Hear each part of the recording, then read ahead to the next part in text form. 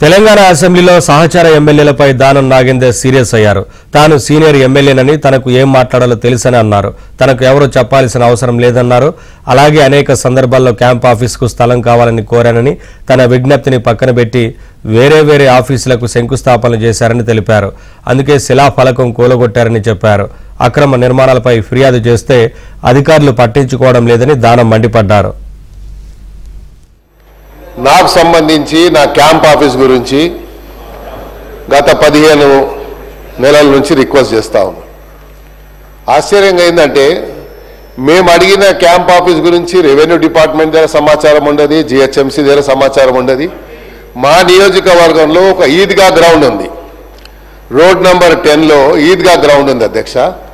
ఆ ఈద్గా గ్రౌండ్లో సిపిడిసిఎల్కి మన ఒక సబ్ స్టేషన్ గురించి ల్యాండ్ అలాట్మెంట్ ఇచ్చారు. అక్కడ ఇప్పుడు రంజాన్ నడుస్తుంది, ఈద్గా గ్రౌండ్ అది, దాని పక్కకు వేరే ప్రభుత్వ స్థలం ఉంది. ఆ స్థలంలో కొంచెం నాకు క్యాంప్ ఆఫీస్కు స్థలం ఇవ్వమంటే అది వాళ్ళు ఐడెంటిఫై చేయలేకపోయారు.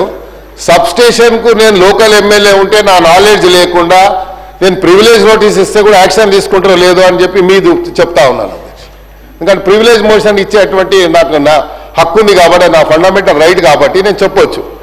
కానీ నా ప్రమేయం లేకుండా, నా యొక్క ప్రెజెన్స్ లేకుండా అక్కడ ఫౌండేషన్ వేశారు. నేను పోయి నా రెగ్యులర్ స్టైల్లో పలగొట్టాను పోయి. ఇంకోటి, ఇది చాలా ప్రధానమైనటువంటి సమస్య కాబట్టి ఇమీడియట్గా యాక్షన్ తీసుకోవాలి. నోట్ అనేది అది రెగ్యులర్ ప్రాక్టీస్ అధ్యక్ష. నోట్ అంటే మాకు తెలుసు, నేను కూడా మంత్రిగా పనిచేశాను. నోట్ చేసుకుంటాం అంటాం, బయటికి పోయిన తర్వాత అది డస్ట్బిన్లో వేస్తాం ఆ పేపర్ తీసుకుపోయి. ఇది రెగ్యులర్ ప్రాక్టీస్ కాబట్టి నేను చేశాను కాబట్టి చెప్తున్నా అధ్యక్ష.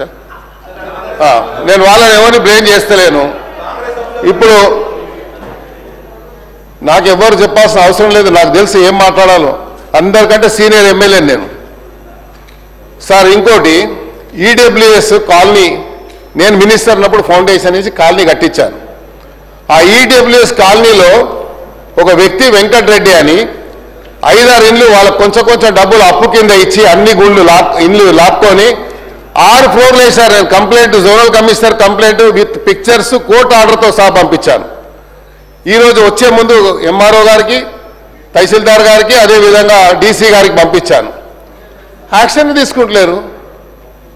ఈడబ్ల్యూఎస్ కాలనీ అది, పర్మిషన్ ఎలా వచ్చింది?